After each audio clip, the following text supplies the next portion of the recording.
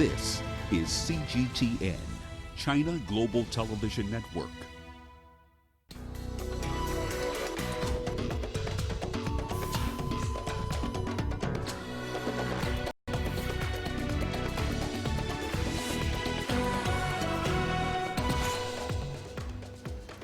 Vote counting is underway in the United States presidential election.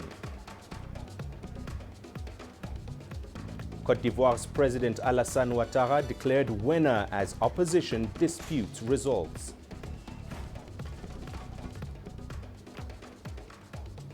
And in China, the city of Shanghai gets ready to host the third China International Import Expo. Hello and a very warm welcome to you wherever you're joining us. This is Africa Live on CGTN. I'm Mahia Mutua in Nairobi. Also coming up. In business, South Sudan Central Bank governor fired as the country grapples with a weakening economy. And in sport, the Court of Arbitration for Sport dismisses Kaizer Chiefs' appeal against a two-window transfer ban.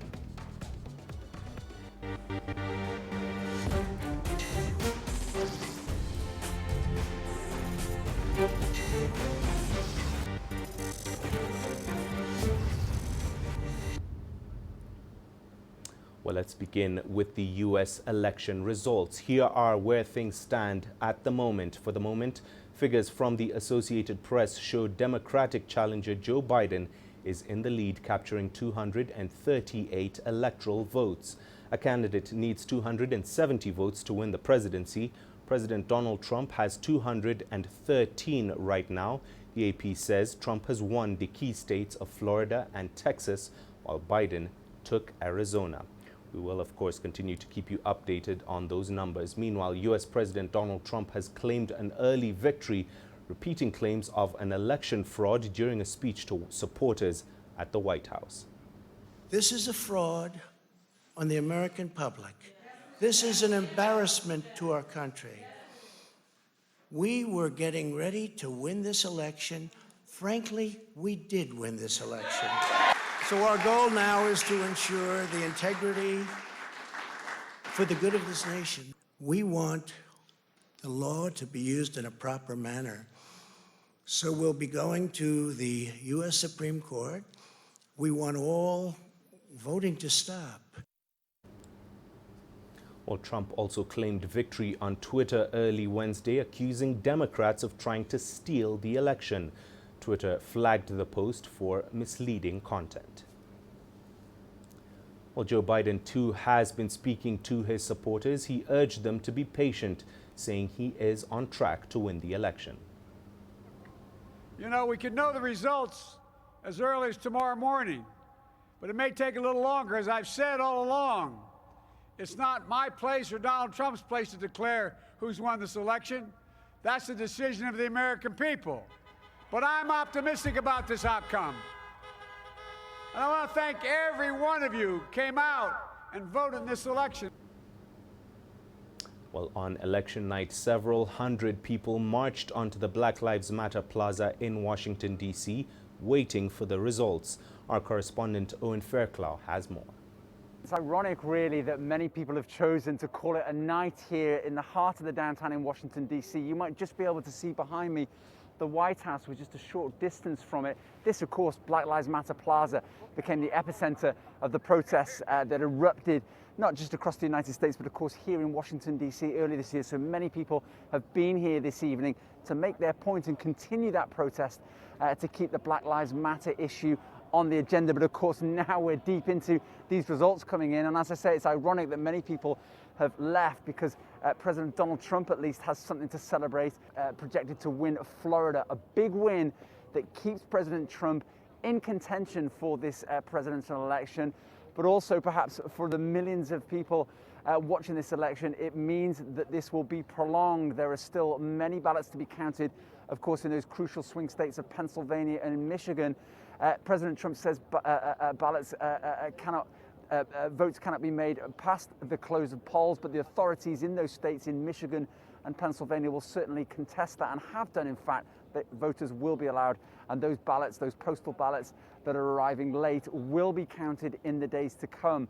But the situation here, you can see, is much quieter than it was just a couple of hours ago. It was almost festive with lots of people down here watching and waiting, but they're likely to have to watch and wait a little bit more before we get any sort of conclusive results for this presidential election.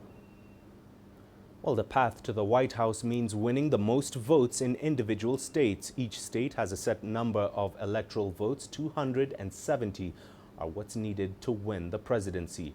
Gerald Tan walks us through the Electoral College system. The Electoral College, perhaps one of the most confusing and controversial aspects of US democracy. It's what allowed Donald Trump to win the presidency in 2016, despite losing to Hillary Clinton by nearly 3 million votes. So, how does it work? The Electoral College isn't an institution or a place, but a process. When American voters cast their ballots, ticking that box for Joe Biden or Donald Trump, they're not directly selecting these candidates. They're actually voting for a group known as electors. Each state is assigned the same number of electors as its total representation in Congress. That is, its number of House members, which varies in each state based on population, plus each state's 2 senators.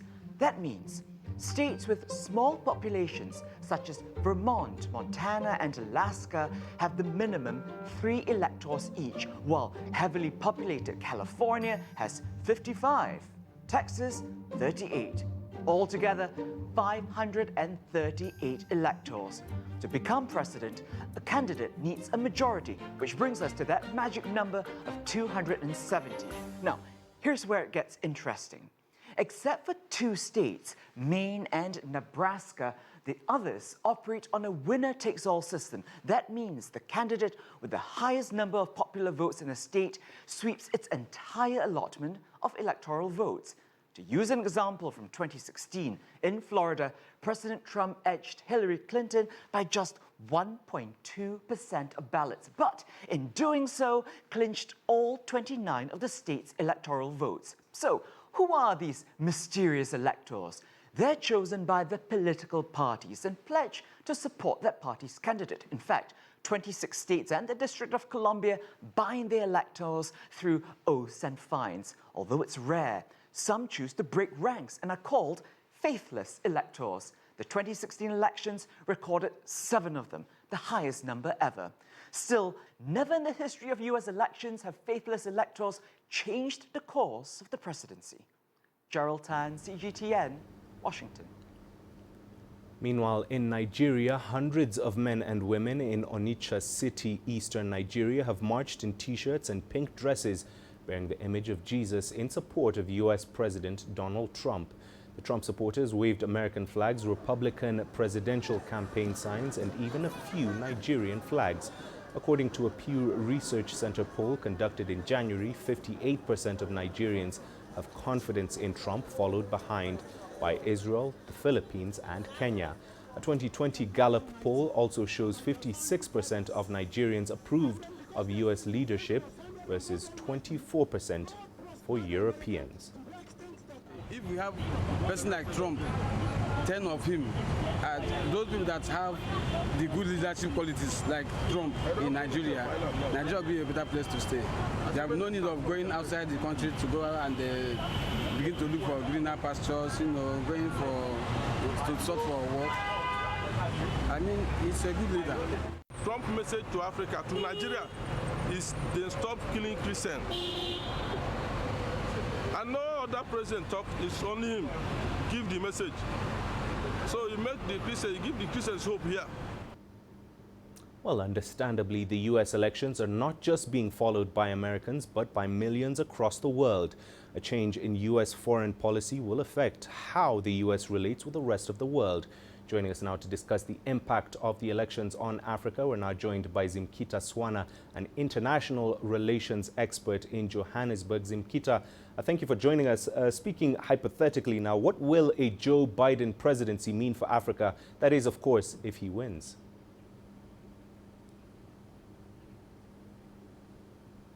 I think that this election is a referendum on the Trump presidency, and if Joe Biden were to win, he would make a difference for the international community by encouraging multilateral relations and agreements. Under Trump, we've seen quite a lot of America First politics. Under Joe Biden, we can also expect that peace will ensue within the internal context of America, with a reduced number of protests as what we've seen against Trump in his administration.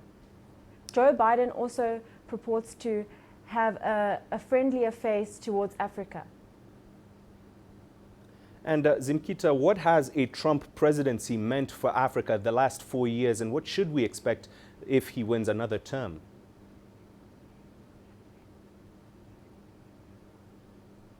I think Trump's foreign policy has been quite transactional. We've seen that he's launched an unprovoked war against China in the face of some uncertainty in the economy. We can also tell that under Trump, there will be a lot of civil unrest.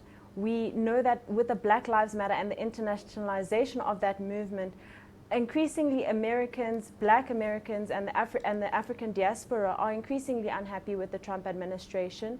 Over the last 4 years, we've seen that he has made many threats with African countries under the auspices of the AGOA agreement to threaten their membership. So Trump has been quite hostile to a number of Africans, countries, a number of Afro or Black Americans within the administration. He also has had less amount of experience in comparison to Joe Biden in terms of being in public office. And so if Trump were to win again, we can only expect the status quo of racist slurs every now and then, of quite hostile strongman politics towards the rest of the world.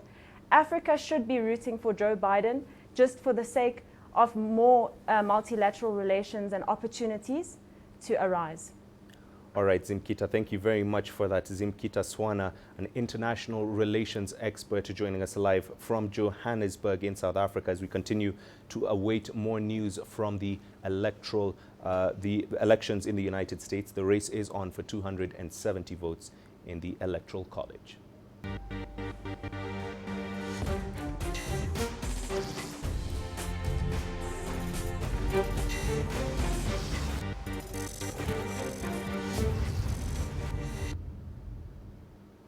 Well, staying with elections news, closer to home, onto Cote d'Ivoire, where international organizations are urging political actors to maintain peace and stability amidst a dispute in the recently concluded elections.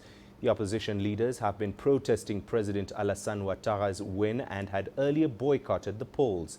The opposition supporters are said to have surrounded main opposition leader Henri Konan Bédier's residence in Abidjan before police fired tear gas. The law enforcers ambushed a press conference on Tuesday where opposition was addressing international journalists. The United Nations, African Union and ECOWAS have condemned the opposition. In a joint statement, they urged them to reverse their decision and respect the constitutional order and to privilege the path of dialogue to resolve any dispute. Ivorians are fleeing to neighboring countries as they fear post-electoral violence. Most of the arrivals are women and children from Cote d'Ivoire's west and southwest regions. The newly arrived include former Ivorian refugees who had recently repatriated and were forced to flee once again. In fact, more than half of those that have come in to Liberia and Ghana have been children. We are still trying to assess the profile of the people and why they are moving as they are right now. That is why we are boosting our capacity and deploying staff. For the moment, I cannot tell you more details about the profile, but certainly we will have this in the coming days.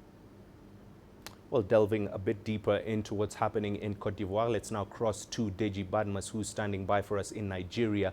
Deji, ECOWAS has, as we heard there, expressed its readiness to support Cote d'Ivoire by creating conditions for political dialogue. Can you give us more details about this at this time?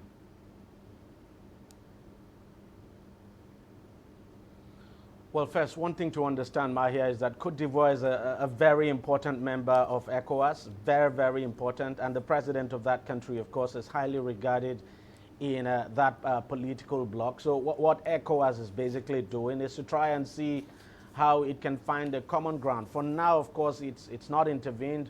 It's still monitoring the situation, that's what it says, but it says it is willing now to bring the opposition, of course, and the ruling party to the table so that they could discuss. As you know, the opposition have gone on to announce that they were setting up a National Transition Council. Of course, that is not going down well with the ruling party and the president, and that's part of the reasons why, for instance, you talked about the surrounding of the house of Herring Konan Bedie. Now, what ECOWAS essentially wants to do is to, basically guide the process so that we do not have a repeat of what happened after the elections in 2010, when the violence that trailed that election, the civil war they had then led to the death of about 3,000 persons. So ECOWAS is trying as much as possible to manage the process so that you do not have any conflict at all and violence arising from this election. So, but all right, we seem to have lost Deji there, but Deji Badmus joining us live from Nigeria. It's time for us to take a short break. You're watching Africa Live. Here's what's coming up. Ethiopia declares state of emergency in Tigray region.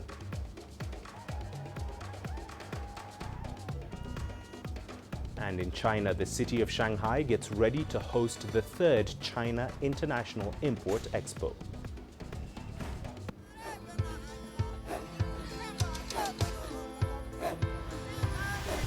Africa is a continent of diversity, with varied climate and enchanting geography, and a people so distinct, but with a shared enduring spirit.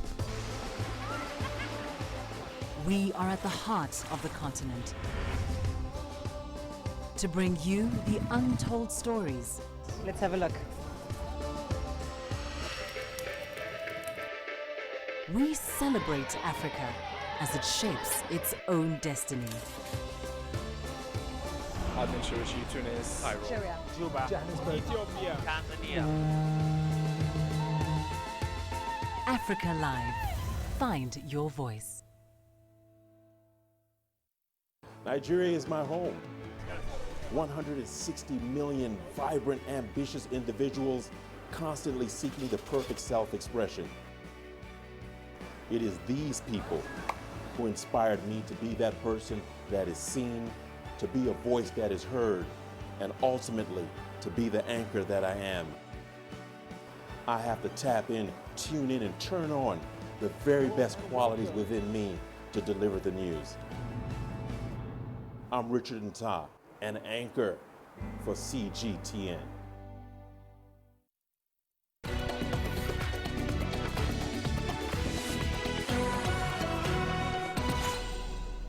Welcome back. This is Africa Live. Let's take you to Ethiopia now, where Prime Minister Abiy Ahmed says the military has begun its peace missions in the Tigray region.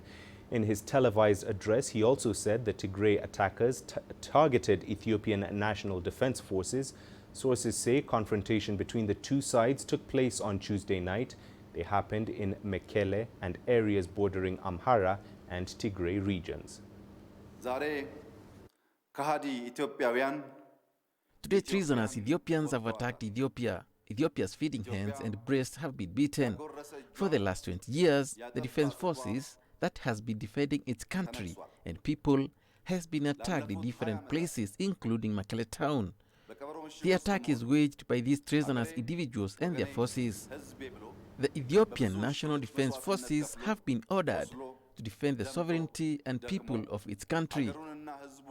The time has come for this negative force to forever perish. Right, well, for the latest, let's now cross to CGTN's Girum Chala, who joins us live from Addis Ababa. Girum, Prime Minister Ahmed has reportedly ordered the army to take measures against Tigray soldiers who targeted the Ethiopian military. Can you give us more details? Well, Mai, thank you so much for joining us here in Addis Ababa. This news came early morning here in Ethiopia, and so many of us heard about it. It's not unexpected for this kind of conflict to come because it's been looming for a long time. The Tigray regional state and the federal government itself had commotions coming and going. And as you remember, last month the elections in the Tigray regional state were held without the will of the federal government itself, and word exchanged of some sort of violence were also there. Now, this news came. The Prime Minister, in his televised address to the nation, said that the Tigray Special Forces have attacked military base of the Ethiopian Defense Forces, and they have tried to loot weapons and guns from barracks there. And that's why he said the defense forces are now ordered to keep the sovereignty of the country. We've been hearing news from the Amhara regional state as well, saying that different confrontations have been also held in different locations bordering the Amhara regional state and the Tigray regional state. This is in the north, and we heard that there are also several gunshots being heard, heavy gunshots in those areas. Maya, you should also understand that the Tigray regional state has its own stand.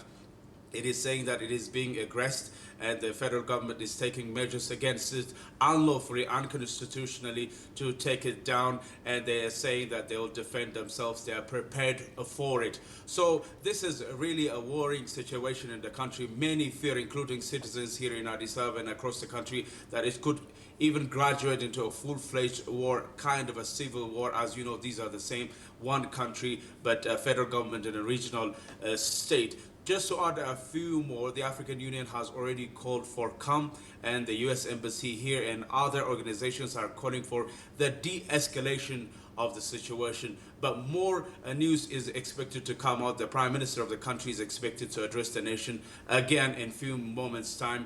We'll follow this up, but so far, this is what we know. All right, Girum, thank you very much for joining us. Girum Chala joining us live from Addis Ababa, updating us on the situation in Tigray and how it affects the wider nation of Ethiopia. Well, last-minute preparations are underway for the China International Imports Expo. The trade show kicks off today in Shanghai and will last for 6 days. Chinese President Xi Jinping will speak via video at the opening ceremony later today. The expo has attracted 4,000 people from various industries ranging from food to cars to medical equipment. Amid the pandemic, all products on display must be disinfected before then entering the trade hall. Executives say the expo signals China's willingness to further open up. We have participated now for 3 straight years. I think CIE is one of the most important signals of the Chinese government to underline its willingness to open up to the world and maintain international trade in the sense of providing Chinese products to the world, but also inviting global companies to provide their products and their innovation to China. And for us, it is an important opportunity. And now joining us for more insights into this is David Owiro. He joins us live on Skype. He's the Executive Director, Africa Development Think Tank here in Nairobi, Kenya. David, the China International Import Expo is, of course, an important signal of the Chinese government's willingness to open up to the world. How is Africa faring on when it comes to seizing this opportunity to get into the Chinese market? Thank you so much for having me. As you know, the state of affairs in China-Africa trade relations specifically is one of a large deficit of about $20 billion US. Africa imports more from China than we export to it. And so this expo, by way of being specifically to improve imports from Africa into China, is a way of sort of addressing that trade imbalance that currently exists. And so such opportunities, of course, not only do they provide export opportunities, but also they sort of walk the business community from Africa in terms of what trade regulations exist and also what opportunity exists for them to exploit them. And David, coming against the backdrop of the coronavirus pandemic, which has, of course, significantly hurt African economies, how can China then, through CIIE, support African companies? Yes, from an export perspective, we know that the COVID pandemic has brought a lot of supply chain disruptions. And so not only do we need to fast track the health and medical commodities being imported into Africa, but also should we also have greater facilitation for our export commodities and products so that we have as little disruption as possible within this pandemic period. And so expectation is that, this expo will provide not only opportunities for that trade facilitation to happen, but also for even faster or fast tracking of exports from Africa into China. David, thank you very much for that. David Owiro, Executive Director with the Africa Development Think Tank, joining us live from Nairobi. Now, a 10-day national dialogue conference has begun in South Sudan's capital, Juba, to discuss and address the root causes of conflicts in the country. The Juba conference marks an end to the national dialogue, which began in 2017. CGTN's Patrick Oyet now reports. The dialogue is meant to reconcile, unite, and determine South Sudan's future. More than 500 representatives from different communities and political parties are participating in the conference. We declare the National Conference in Juba to become the strong basis for the full participation of our citizens in building national cohesion. But the National Dialogue Committee says Vice President Riek Machar's faction and one other opposition group are not participating. The groups opposed to the dialogue say the process started when they were not in the country. African Union is urging all parties to the 2018 peace agreement to continue implementing the deal. We urge the parties to fully implement the security arrangements in order to keep the peace process on track. The United Nations has been providing logistic support to the National Dialogue Committee. It says the process has helped reduce violence across the country. We've seen a ceasefire that's been in place for 3 years and holding. We've seen a peace agreement that's been here for over 2 years. And we've seen since the beginning of this year a transitional government that's functioning and moving forward. There is progress. Resolutions from the National Dialogue are expected to be submitted to South Sudan's cabinet. The plan is that once the resolutions are passed by the executive branch, it would be taken to Parliament for adoption, but some opposition groups say the National Dialogue's relevance has been superseded by the 2018 peace agreement. Patrick Oyet, CGTN, Juba, South Sudan. Us here on Africa Live, here's what's coming up in the business. South Sudan's central bank governor fired as the country grapples with a weakening economy.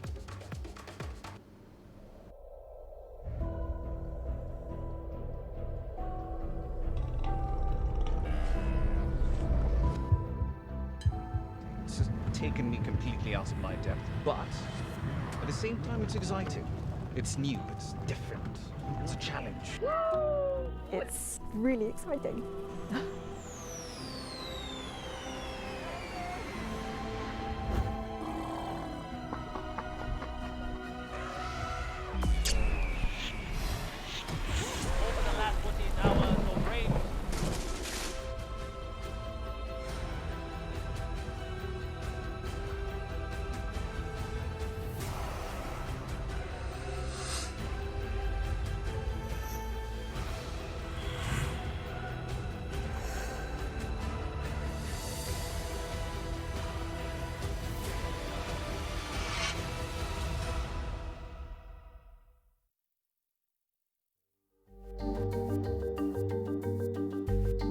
Africa Live.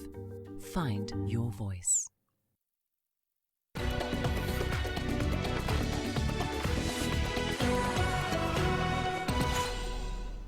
Welcome to Africa Live Biz. Let's start in South Sudan, where President Salva Kiir has fired Central Bank Governor Jamal Wani.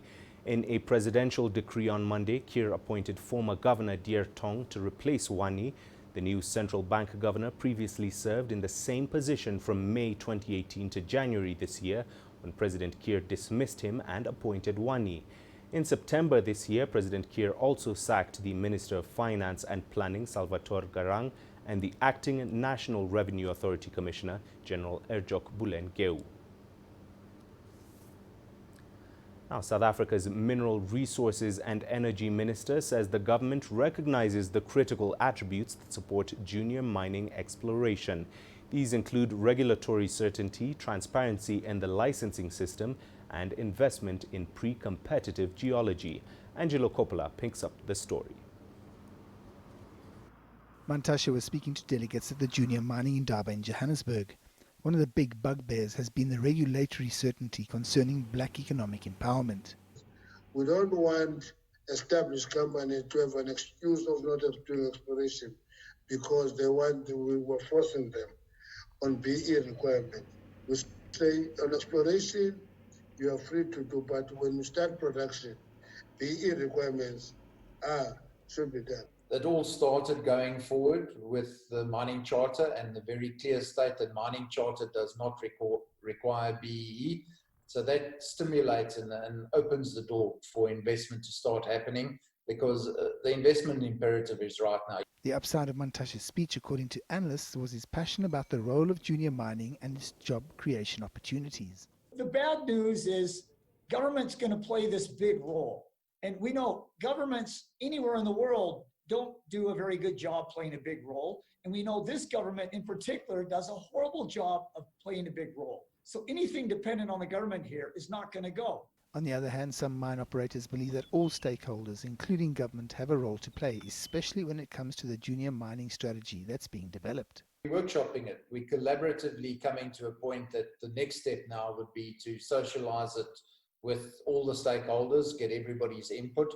But we needed to see that we've got something that we can both support, because there's no point if the stakeholders agree, but it's industry and government can't agree whatsoever on it, then we're going nowhere.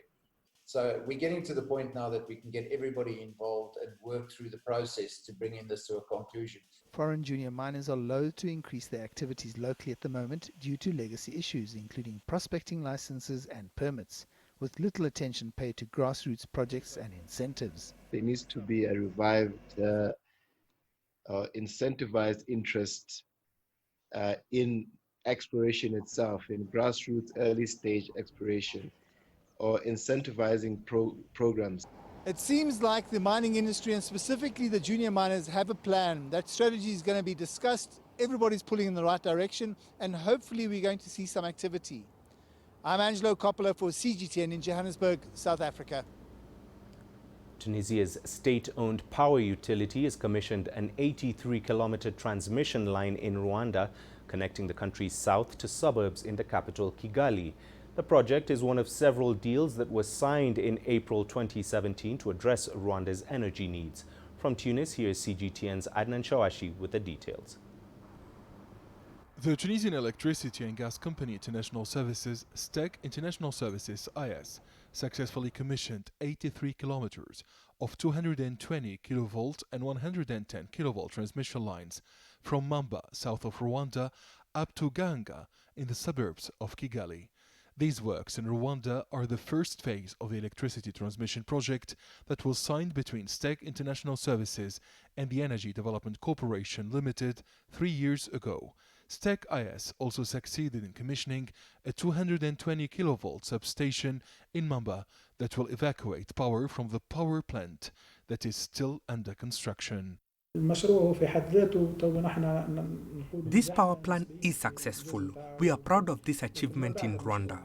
It was developed by Tunisian professionals who've proven that a Tunisian company can realize gigantic electricity projects. STEG International Services is a good model and example for other Tunisian enterprises. The project is divided into two main parts, the transmission lines and the high-voltage substations. The lines, there are two types of lines. There are 220 kilovolt lines, which are a total of 60 kilometers, 170 towers. And there is the 110 kV lines with a total of 40 kilometers and 120 something towers. For the substations, there are 3 substations. There is Mamba substation, Ruabusuru substation, and Bugasera substations. These are HV substations. In each substation, there is an auto transformer of 93 MVA, which is considered as a big transformer, especially in Rwanda, within its current network. Energy experts affirm that STEG and its subsidiary STEG IS is playing a critical role by exporting its services to sub-Saharan Africa and the Middle East region. The company operates in Libya, Senegal, and Saudi Arabia. The company can realize projects in renewable and traditional energy. STEG and STEG International Services have the necessary logistical and human means, as well as the technical expertise. The new power plant in Rwanda will evacuate power to its national network. There will be an interconnection between Rwanda, Tanzania, and Democratic Republic of Congo. STEG IS substations will be integral to this interconnection. The power plant has cost $64 million. Over 200 Tunisian engineers, technicians, and administrative staff are taking part in the project.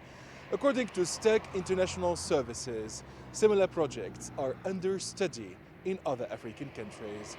Adnan Shawishi, CGTN, Tunis.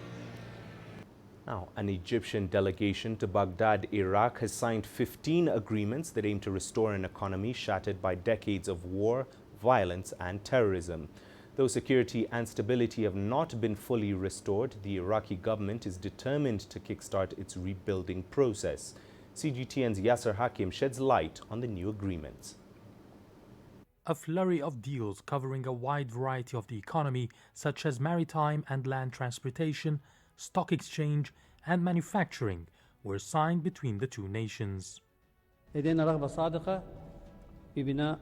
We have sincere intentions to build the best mutual relationship and to raise our level of cooperation to a level of strategic partnership, not just for the benefit of both countries, but because it will be the base for regional security and stability. Muharram Hilal is an investor and member of the Prime Minister's delegation that visited the Iraqi capital this week. He says the energy sector has been an important part of the talks. A shared electricity grid and trilateral oil pipelines between Egypt, Iraq, and Jordan are now under construction. We have surplus amounts of electricity that we can share with other countries that need electricity in return for financial or other forms of energy. As for oil, instead of selling it for $70, $80, or even $100 per barrel, we can take oil from our neighbors, process it as petrochemicals in our new mega plants, and sell it at 3,000 times the price of a barrel. This is the best use for it.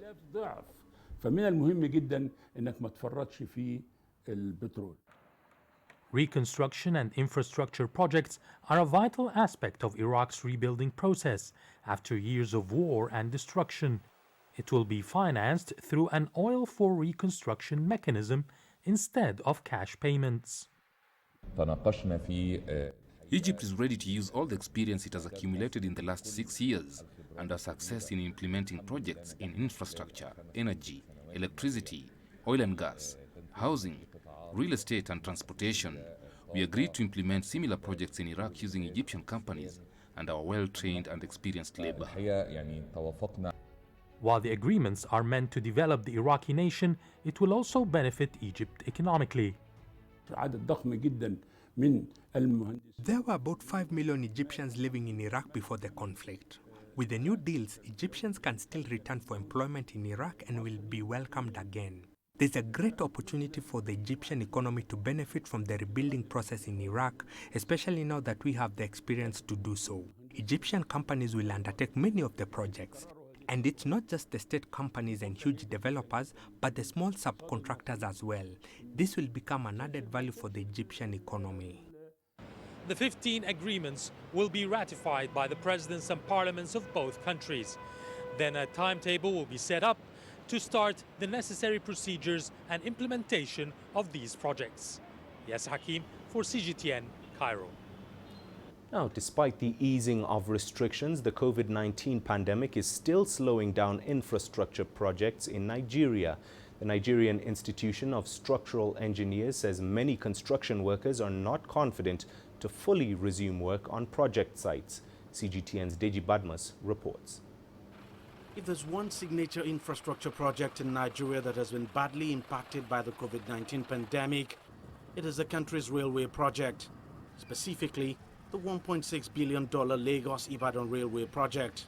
The 156-kilometer railway line construction was originally scheduled for completion in April, but with the outbreak of the COVID-19 pandemic, it's now been moved to the end of the year. We cannot be in a hurry and endanger our workers' lives. So I think it's better to wait. As they say, it's better that you are late than to become delayed. As it is with government projects, so it is with private ones. Shortly after the outbreak of the pandemic in Nigeria, the government shut down all construction sites as a means to check the spread of the disease. And even though it's been several weeks now since construction sites were allowed to reopen, developers are counting their cost. We're developing an estate. It's a beachside estate, and it's basically site and services. Now, the COVID has literally changed our delivery timelines. And being a project that is on a bank loan, it's really been very difficult. And right now we're trying to look for how to make up lost time, and make sure that we're able to deliver what we promised to our subscribers. So it's really been tough for everybody. And just when we're getting off that, we got into the whole protests and lockdown again. So it's really been a turbulent year. The drastic impact of COVID-19 pandemic on infrastructure has been very devastating. I'll put them into three categories. One is the development of infrastructure, two is the construction of infrastructure, and three is the operations in the construction of infrastructure in Nigeria. In the three categories have been grossly affected by the pandemic and the lack of work to be done during the period in which the pandemic have ravaged the whole world. For now, work is yet to fully resume at many infrastructure project sites across the country.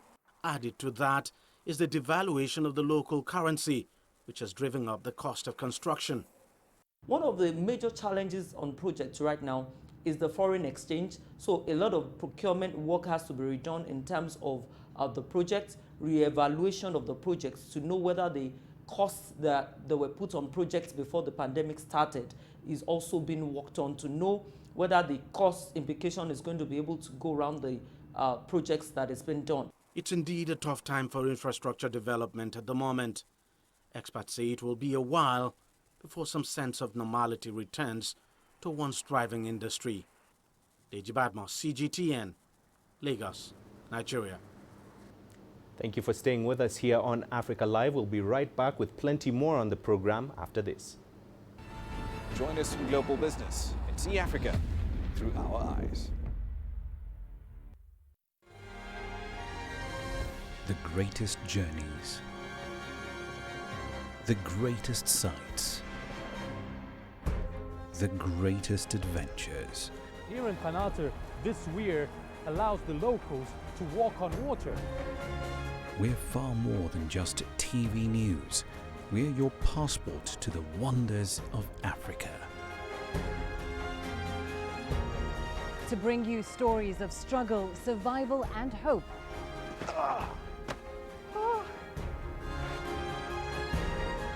So let's explore.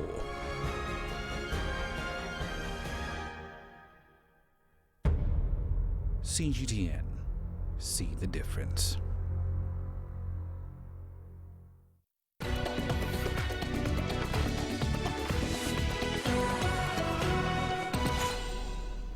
Welcome back. Now, unprecedented COVID-19 lockdowns around the world have meant that more children are logging onto the internet to learn and entertain themselves. But this comes with risks. More than 4.5 billion people have access to the internet globally, potentially exposing children to fraud, bullying and sexual crimes. CGTN's Julie Shire reports on the situation in South Africa. South Africa's COVID-19 lockdown shrunk the school calendar and took learning online. More screen time has raised questions around safety. Pambano Technology has been running virtual programs to deal with the rising issues. So we've definitely seen an increase in some more peer-to-peer cyberbullying with younger students. We've seen an increase in adoption of popular apps. And then most alarming for me, what I'm seeing is an increase in private messaging apps where you can anonymously join onto the app and you can then chat with strangers across the globe. And we have children as young as 6, 7 years old that have come through some of our focus groups having experienced that. Younger people are soft targets for fraudsters, sexual predators and bullies. People always criticize my height, telling me that I'm not worthy of doing anything, but I always bear in mind that everything will be all right and I'll get help maybe someday. Sometimes I cry a lot because sometimes I feel like I'm not alive. I'm not worthy of being alive in this world, but only God knows how are my feelings. So many people on the internet, I feel like they don't concern some people's feelings. They just say words and don't know how do the person feel or how do the person will reply or if he or she will go to the police or do something that is not great. Children can be easily sucked into a web of bullying on the internet. Knowing how to be safe online is as important as teaching children to protect themselves when they're out on the streets. It's very important that parents understand that, in an offline world, we can semi-control where our children are, who they're being exposed to. Whereas in an online world, we need to pay even more attention to what they're doing because the entire globe is open for them to possibly communicate with, and one of those strangers could be a groomer. It's a tough job for parents and teachers to keep a constant eye on online use. Tech companies are making the job easier with a host of safety measures. Every single one of the tech giants, they've got a safety resource center available for free for anybody to go and view. So a non-profit like ours, we would reach out to schools all across South Africa. We would highlight the fact that you could go onto, let's say, the Facebook Safety Center or the TikTok Safety Center, try and equip schools and teachers with the knowledge that there are free resources out there for them. South Africa started implementing an online safety curriculum in schools. A comprehensive cybersecurity bill is in place, but policing is a challenge with perpetrators easily able to hide their identities in the virtual world. Julie Shara, CGTN, Johannesburg, South Africa. And it's just about time for us to check in on the latest in the sport. Here's what's coming up.